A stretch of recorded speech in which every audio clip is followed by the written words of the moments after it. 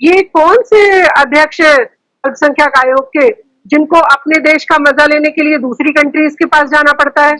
बिल्कुल इनके ऊपर ऐसी धाराएं लगनी चाहिए। ये अगर कोई दूसरा व्यक्ति ऐसी बात कह देता ना आंचल, तो केजरीवाल एंड कंपनी सारे बाहर आकर अभी चिल्लाना शुरू कर देते। सारे मंत्री भी छाती कूट कूट के रोने लग जाते और केजरीवाल जी अभी प्रेस कॉन्फ्रेंस लेकर बैठ जाते कि देखिए देखिए संवैधानिक पद पर होकर भी वो व्यक्ति कैसी बातें कर रहा है। इनका कोई व्यक्ति कुछ भी कर दे, इनका कोई व्यक्ति चाहे अमानतुल्लाह कुछ भी कह दे, चाहे दंगा करा दो, चाहे कुछ भी कर दो, लेकिन केजरीवाल जी के सर पे जू तक नहीं रेंगती है। लेकिन कोई और व्यक्ति कह दे तो ये सारे के सारे बाहर निकल कर आ जाते हैं। तो आज केजरीवाल जी से आपके माध्यम से मैं कह रही हूँ कि कृपया करके इनके ऊपर एक्शन लीजिए, वरना संवैधानिक पदों पर बैठकर इस तरीके के लोग हरकतें करते रहेंगे और आप बैठकर तमाशा देखते रहेंगे। माना कि आज हमारा देश कोरोना से लड़ रहा है, कोरोना से लड़े कि ऐसे व्यक्तियों से लड़े देश में जो हमारे देश को कमजोर करने का काम करते हैं। बाहरी देश आज मोदी जी के साथ खड़े हुए कंधे से कंधा मिलाकर लोहा मान रहा है। आज हमारे देश की सरकार का, भारत का हर देश लोहा मान रहा है कि कोरोना से लड़ने में भी भारत ने जो पहल की है और भारत ने जो दिखाया है, सब लोग सैल्यूट कर रहे हैं हमारे देश को। गौरवान्वित महसूस करना चाहिए हर व्यक्ति को। उल्टा ये इस तरीके की बातें करके मुसलमानों को फिर पीछे ले जाने की कोशिश कर रहे हैं, फिर उन्हें अराजकता का पाठ पढ़ा रहे हैं। तो इनको एक सेकंड भी नहीं बख्शा जाना चाहिए, इनके ऊपर कड़ी कानूनी कार्रवाई करनी चाहिए। ये लोग इतने डरे हुए हैं कि दिन भर प्रधानमंत्री को गाली बक लेते हैं। ये लोग इतने डरे हुए हैं कि ये पुलिस पे पत्थर मार लेते हैं। ये लोग इतने डरे हुए हैं कि ये नर्स के सामने पजामा खोल के खड़े हो जाते हैं। ये लोग इतने डरे हुए हैं कि ये खाने में कहते हैं मुर्गा ही दो। कोरोना की बीमारी में भी, इतने संकट की घड़ी में भी ये डरे हुए व्यक्ति होते हैं। दिन भर वो चार मुल्ला चैनल में बैठ के प्रधानमंत्री को गालियां बकते हैं, देश के किसी भी सम्मानित व्यक्ति को कुछ भी कह देते हैं। ये डरे हुए व्यक्ति के हाल होते हैं। आप देखिए हमारे देश में कितना फिर भी सम्मान है कि आप और हम फिर भी उनको बिठाते हैं, उनसे चर्चा करते हैं, उनको समझाने की कोशिश करते हैं। अगर जमातियों से गलती हुई तो देश के हर नेता को कहना चाहिए हाँ जमातियों से गलती हुई, और मुसलमान भाइयों को भी बिल्कुल आगे आकर कहना चाहिए कि हाँ गलती हुई। और कोई हिंदू भाई करता तो वो लोग कहते हैं अगर एक सिख गलती करता है तो कोई सिख बचाने नहीं आता है, कोई हिंदू गलती करता है कोई बचाने नहीं आता है, लेकिन एक मुसलमान कोई गलती करता है तो सारे मुसलमान और बड़े बड़े नेता सारे उसको बचाने के पीछे लग जाते हैं। नमस्कार, मैं हूं आंचल सिंह और आप देख रहे हैं प्यारा हिंदुस्तान। हमारे साथ है प्रसिद्ध समाज सेविका शबनम खान, जिनसे हम चर्चा करेंगे कि किस तरीके से आज देश में एक माहौल बनाया जा रहा है, क्योंकि जो मेहमान नवाजी थी अब तक 70 सालों से, उसमें कहीं ना कहीं कमी आ गई है, जिसकी वजह से आज अल्पसंख्यक मामलों के मंत्री किस तरीके से बात कर रहे हैं, उसी विषय पर चर्चा करेंगे। मैम, आपका बहुत बहुत स्वागत है हमारे चैनल पर। बहुत शुक्रिया। चल आपका भी। मैम, जिस तरीके से बात कही जा रही है, दिल्ली के अल्पसंख्यक मामलों के मंत्री वो किस तरीके से भाषा प्रयोग कर रहे हैं कि अगर देश का मुसलमान अरब देश के पास चला गया तो देश में तूफान आ जाएगा, इस पर आपकी क्या राय है? आंचल, अल्पसंख्यक आयोग ना एक बड़ी जिम्मेदारी वाला पद होता है जी। एक बहुत ही ज्यादा, एक तो संवैधानिक पद है, ऊपर से बहुत जिम्मेदारी के साथ सोच समझ कर अपनी कुर्सी पर कुछ कहने वाले इंसान को बैठाना चाहिए जी। ये कौन से अध्यक्ष अल्पसंख्यक आयोग के जिनको अपने देश का मजा लेने के लिए दूसरी कंट्रीज के पास जाना पड़ता है? भारत में मुसलमान सबसे ज्यादा सुरक्षित, सबसे ज्यादा सम्मानित, सबसे ज्यादा प्यार से रहता है, और सबसे बड़ी बात, सबसे ज्यादा कानून का जो फायदा है भारत में मुसलमान के लिए है। यहाँ पर गौरवान्वित महसूस करना चाहिए अल्पसंख्यक आयोग के दिल्ली के अध्यक्ष को कि भारत में वो आयोग के अध्यक्ष है। किसी और कंट्री में होते तो एक चू की आवाज भी नहीं निकालने देता कोई उनको। यहाँ पर दिन रात मुसलमान जिसको जो चाहता है कहता है, जिस तरह से चाहता है रहता है, हर तरह की आजादी और सम्मान हमें मिला हुआ है। फिर भी कुछ लोगों को पता नहीं किस बात की मिर्ची है कि वो इस तरीके की हरकतें करते हैं। कोई आम आदमी करता ना चल ऐसी बात, तो मैं शायद उसे माफ भी कर देती कि चलिए वो ना समझ है, उसको कुछ पता ही नहीं है, इसलिए शायद ऐसी बात कर रहा होगा। लेकिन आप ये देखिए बात कह कौन रहा है, दिल्ली का अल्पसंख्यक आयोग का अध्यक्ष, यानी वो उस कुर्सी पर, संवैधानिक कुर्सी पर बैठने के बाद भी उसका दिमाग कहीं ना कहीं अराजकता फैलाने की तरफ चल रहा है। कहीं ना कहीं वो देश में मुसलमानों को बरगलाने का काम करने की कोशिश कर रहा है कि देखिए आपके ऊपर बड़ा अत्याचार हो रहा है। जबकि आप देख रही हैं कि रमजान आते ही किस तरीके से हर सरकार ने मुसलमानों के लिए सोचने की कोशिश करनी शुरू कर दी कि कैसे लॉकडाउन में भी उन्हें ज्यादा से ज्यादा सुविधाएं मुहैया कराई जाएं, और किस तरह से बरसों से मुसलमान सम्मान के साथ रहता है। तो मुझे लगता है कि ऐसे व्यक्ति को ऐसे संवैधानिक पद पे रखना बेइंतहा गलत होगा। केजरीवाल जी को आंखें खोलकर कान खोलकर फौरन रात को ही वैसे तो उनका इस्तीफा मांग लेना चाहिए था, या उन्हें उनके पद से हटा देना चाहिए था, या एलजी भी खुद इस पे सोमोटो ले सकते हैं अगर चाहे तो। इच्छा शक्ति हो केजरीवाल जी की और एलजी की तो। जी, ये वही केजरीवाल है, ये क्यों इस्तीफा लेंगे जब अमानतुल्लाह इनके ही आम आदमी पार्टी के ही विधायक हैं, और वो किस तरीके से भाषण देते हैं सबको पता है, किनको एकजुट करने की बात करते हैं, किनको अलग करने की बात करते हैं। और वहीं पर जिन जमातियों ने पूरे देश में एक कोरोना फैलाया, एक आतंक फैलाया, उनको सपोर्ट करते हैं और किस तरीके से भाषा प्रयोग करते हैं। केजरीवाल जब उन पर एक्शन नहीं लेते तो इन पर एक्शन क्या लेंगे ये तो हमें नहीं पता। लेकिन क्या इस पर केंद्र सरकार को जो उन्होंने भाषण दिए हैं, और दिल्ली पुलिस भी केंद्र सरकार के अधीन आती है, उनको तुरंत कार्रवाई करनी चाहिए, क्योंकि ये जो उन्होंने बात कही है ये कहीं ना कहीं पूरे देश की छवि बर्बाद करने की बात है, और वहीं पर एक वर्ग को, एक विशेष वर्ग को भड़काने की बात है। बिल्कुल इनके ऊपर ऐसी धाराएं लगनी चाहिए।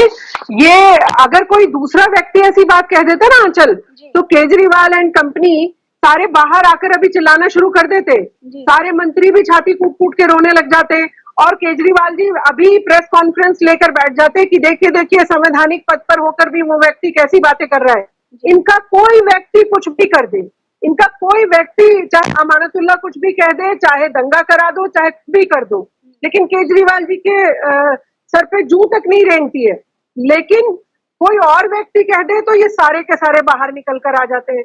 तो आज केजरीवाल जी से आपके माध्यम से मैं कह रही हूँ कि कृपया करके इनके ऊपर एक्शन लीजिए, वरना संवैधानिक पदों पर बैठकर इस तरीके के लोग हरकतें करते रहेंगे और आप बैठकर तमाशा देखते रहेंगे। माना कि आज हमारा देश कोरोना से लड़ रहा है, कोरोना से लड़े कि ऐसे व्यक्तियों से लड़े देश में जो हमारे देश को कमजोर करने का काम करते हैं, जो हमारे देश में एक समुदाय को, एक वर्ग को भड़काने का काम करते हैं। आप आम आदमियों से बात करेंगे ना, मुस्लिम से आंचल, तो वो आप इतनी परेशानी नहीं बताएंगे। हर कोई बताएगा मुसलमान की नहीं, मुझे सुविधा भी मिल रही है, मैं मेहनत भी कर रहा हूँ, सरकार के साथ कंधे से कंधा मिलाकर भी चलना चाहता हूँ। लेकिन इस तरीके के लोग मुसलमानों को सरकार के साथ कंधे से कंधा मिलाकर नहीं चलने देते। इसीलिए मैं बोल रही हूँ, जो मैं हमेशा कहती हूँ ना आंचल, कि बाहरी आतंकवाद से लड़ना आसान है, लेकिन ये जो अंदरूनी आतंकवाद है इसको पहले हमें देखना होगा। तो ये इस तरीके के लोग ना अंदरूनी अराजकता फैलाते हैं, लोगों के दिमाग को अपने तरह से चलाने की कोशिश करते हैं। पूरे दुनिया में मुसलमान बदनाम हो रहा है, किनकी वजह से? ये 4-5 लोगों की वजह से सिर्फ पूरा देश का, दुनिया का मुसलमान बदनाम हो रहा है। ये मैं आंचल आपको बताना चाहूंगी कि ये जिस विचारधारा से है ना, ये अपने प्रॉफेट मोहम्मद के नहीं हुए, तो ये और किसी के क्या होंगे? आज इन्होंने पूरी दुनिया में यही काम किया है, मुसलमानों को सिर्फ बदनाम करने का काम किया है, क्योंकि ये अपना वर्चस्व स्थापित करना चाहते हैं कि जैसा हम चाहें सरकारें भी उस तरह से चलें, और जैसा हम चाहें मुस्लिम कम्युनिटी भी उसी तरीके से रिएक्शन दे जैसा ये चाहें। लेकिन मुसलमान को बरगलाने वाले पर कड़ा शिकंजा कसना बेहद जरूरी है। ये मैं आपके माध्यम से केजरीवाल सरकार से भी कह रही हूँ और केंद्र सरकार से भी कह रही हूँ। इन्होंने जमातियों को लेकर भी यही कहा था कि जमातियों पर जब वो किस तरीके से हरकतें कर रहे थे, ये सबने देखा कि जो डॉक्टर हैं, जो पुलिसकर्मी है, उनके साथ किस तरीके से। आंचल आपको याद है कि पहले केजरीवाल जी बैठते ही पीसी में क्या कहा करते थे? जमातिये इतने थे, जमातियों की वजह से कोरोना फैल गया, जमातियों ने यहाँ जाके छुप के कोरोना फैला दिया, दिल्ली तो बहुत अच्छी थी, कोरोना फैलाने वाले ही जमाती हैं। लेकिन फिर उन्होंने स्ट्रैटेजी चेंज की, क्योंकि इस देश में सबसे बड़ी मुसीबत है वोट बैंक। केजरीवाल ने देखा कि वोट बैंक इधर मेरा खिसक ना जाए, मुस्लिम वोट बैंक, तो उसने जमातियों का नाम लेना ही बंद कर दिया। तो जब हमारे देश के इतने बड़े बड़े नेता ये कहने में डरेंगे कि किस व्यक्ति ने, इसमें मुस्लिम या हिंदू कहाँ से आ गया? वो व्यक्ति कोरोना फैला रहा है, वो फैला रहा है। अब वो जमाती भी हो सकते थे या किसी और धर्म विशेष के भी हो सकते थे। तो मैं ये कह रही हूँ कि आप हिंदू मुसलमान क्यों करते हैं हर बात में? अगर जमातियों से गलती हुई तो देश के हर नेता को कहना चाहिए हाँ जमातियों से गलती हुई, और मुसलमान भाइयों को भी बिल्कुल आगे आकर कहना चाहिए कि हाँ गलती हुई।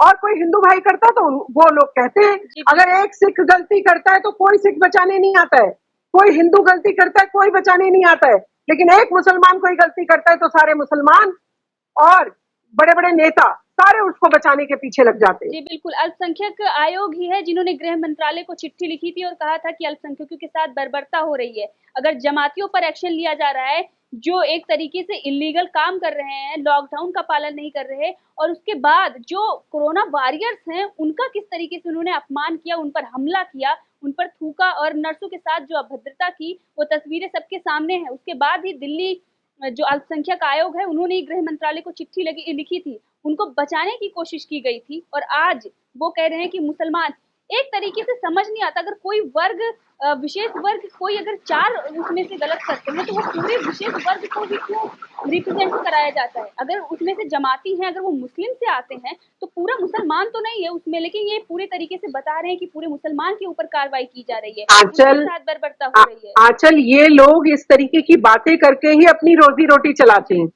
ये लोग अपने आप को मुसलमानों का हितैषी बताकर कहीं ना कहीं मुसलमानों को पीछे करने का काम करते हैं।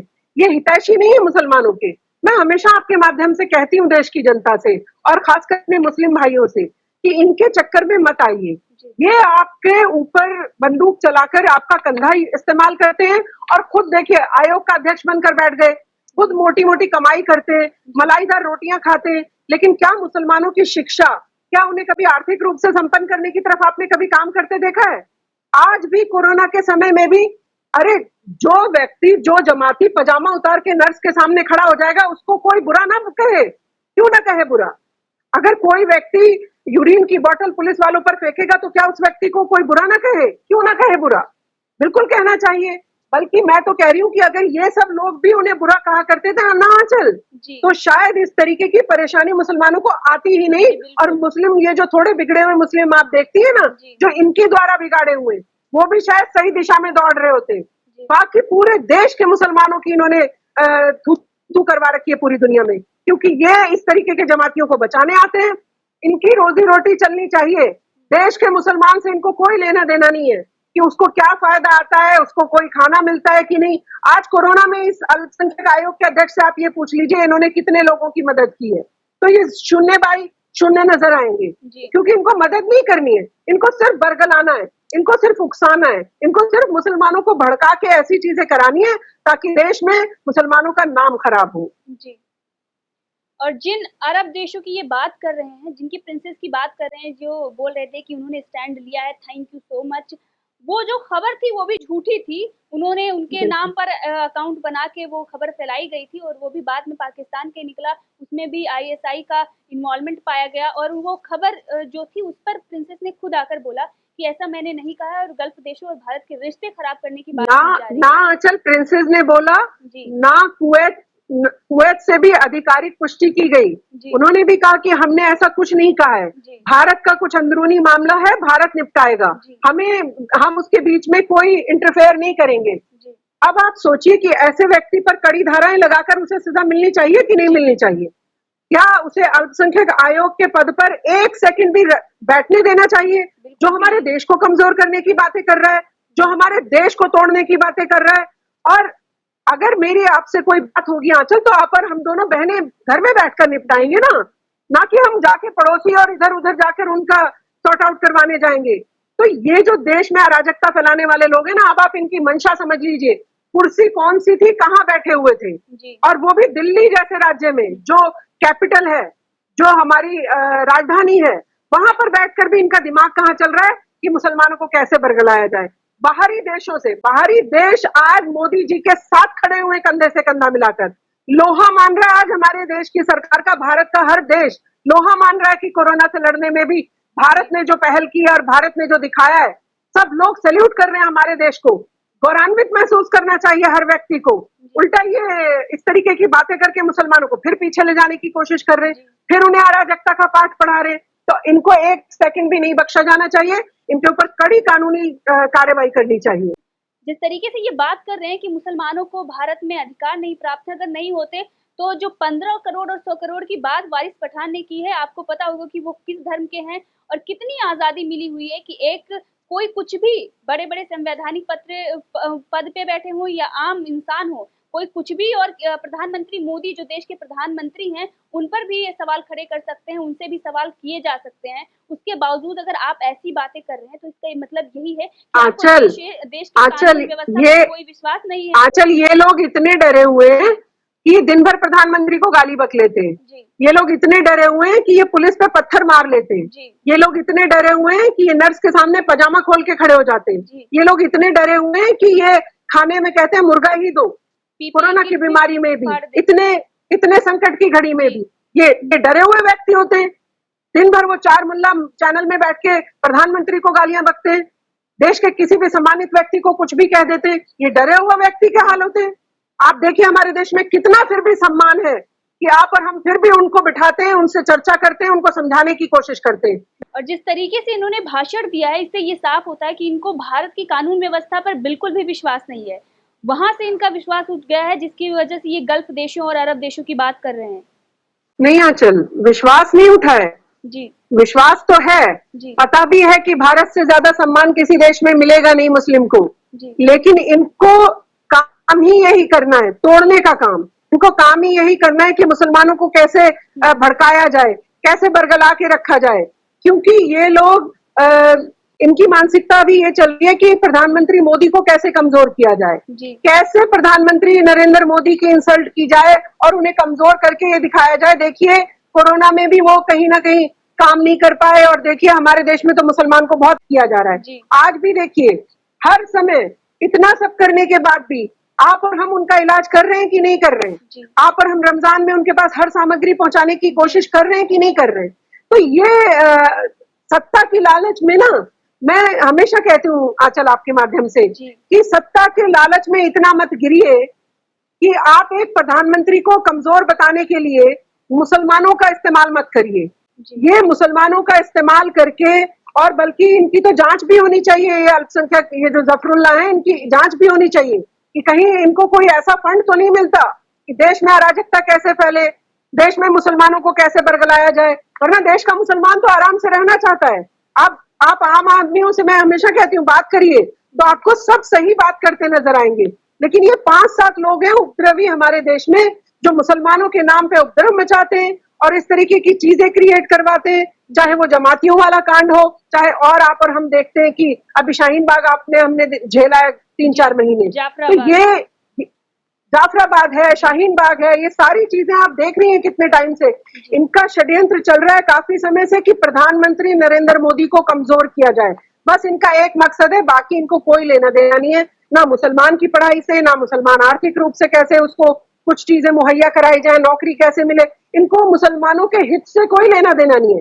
इन्हें अपने निजी हित साधने कि इनको कैसे फायदा होगा, इनको कैसे फंड आएगा, इनको क्या चीज करके जो बेनिफिट आए ना, ये वो चीजें कर रहे हैं, मुसलमानों के लिए कुछ नहीं कर रहे। जी बिल्कुल, और इस पर दिल्ली पुलिस को भी कार्रवाई करना चाहिए, और केजरीवाल ने जो पद इनको दिया है उसकी जो गरिमा है ये बचा नहीं पा रहे हैं, उस पद से तुरंत इनको हटाना चाहिए। अचल वो तो अभी तक एक्शन ले लिया जाना चाहिए था। मुझे लगता है कि केजरीवाल जी को भी शायद इन्होंने ट्वीट किया था, ट्वीट पढ़ते ही इनको पहले सस्पेंड करना चाहिए था, इनको इनकी कुर्सी छीननी चाहिए थी। और आप और हम क्यों, पुलिस क्यों संज्ञान ले, या आप और हम क्यों बाद में संज्ञान ले? सबसे पहले केजरीवाल जी को संज्ञान लेना चाहिए था, केजरीवाल जी को बाहर आकर इनको पकड़वाना चाहिए था। कैसे हिम्मत करिए आपने देश में इस तरीके की बात करने की? और अरब कंट्रीज से डराओगे? अरब कंट्रीज तो मोदी जी के कंधे से कंधा मिलाकर चल रही हैं आज। आप यही परेशानी है, ये देख रहे हैं कि भारत के साथ किस तरह से सारे जो दूसरी गल्फ कंट्रीज है आज जुड़ने के लिए तैयार बैठी हैं। आज सब एक दूसरे का हाथ पकड़कर, आज हमारा भारत इतना ताकतवर है आंचल कि हर एक कंट्री हमारे भारत के साथ हाथ पकड़ के चलना चाहती है। सल्यूट कर रहे हैं सारे लोग हमारे देश को। ये इनसे बर्दाश्त नहीं हो रहा, क्योंकि इनकी राजनीतिक रोटियां सिकनी बंद होने वाली हैं, इनको ये डर सता रहा है। जी बिल्कुल सही कहा आपने। Thank you so much ma'am हमसे जुड़ने के लिए, और ये बहुत शुक्रिया आंचल, और इस मुद्दे पर अपनी राय रखने के लिए, क्योंकि इससे लोगों में मैसेज जाएगा कि आखिर देश का मुसलमान क्या सोचता है। क्या आंचल आप भी अपना ध्यान रखिए। बिल्कुल, thank you so much ma'am, and बहुत बहुत शुभकामनाएं आपको रमजान की। बहुत शुक्रिया आपको भी। Thank you.